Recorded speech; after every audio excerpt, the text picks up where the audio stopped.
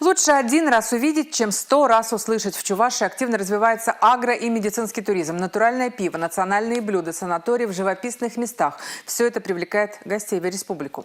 В рамках Дня республики с чувашскими традициями познакомился и руководитель комитета по развитию туризма Госдумы страны Сангаджит Арбаев. Чем домашнее пиво отличается от магазинного и как пахнет настоящий солод, расскажет Анна Центовская.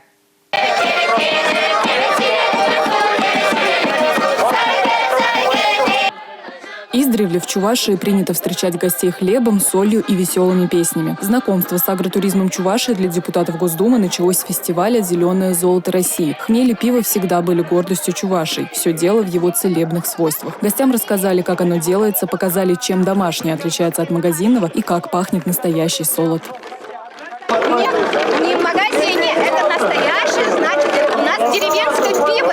Умеет удивлять Чувашия и национальной кухней. Хуран-кукли, чогат, тултармаш, хуплу, а на десерт – бычок на вертеле. Гости отметили, что такое сохранение традиций привлекает туристов от мала до велика. Мы настолько компактны, у нас настолько хорошо, что можно в течение часа-двух доехать до любой исторической достопримечательности или съездить в национальный парк и получить вот этот источник силы, энергию, которую дает наша Чувашия, и щедро с этим делится. Медицинский туризм в республике тоже идет на подъем. Один из примеров – санаторий «Чувашия-курорт». Здесь можно отдохнуть и телом, и душой, а главное – улучшить свое здоровье. Перспективы у санатория большие. Первая задача – сделать теплый переход из гостиницы в больницу, без выхода на улицу. Мы его с коридора будем выводить, и он будет размещаться у нас на втором этаже. И вот дальше у нас перспектива строительства реабилитационного центра.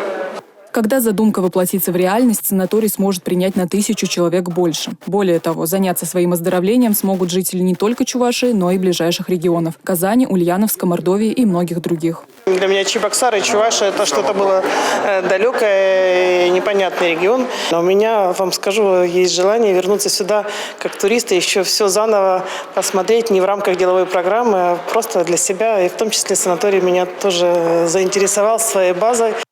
Если человек уезжает и у него появляется желание приехать снова, значит туризм в регионе развивается в правильном направлении. После посещения республики такое желание появилось у многих депутатов Госдумы страны. Анна Центовская, Алина Сусметова, Георгий Кривошеин, Республика.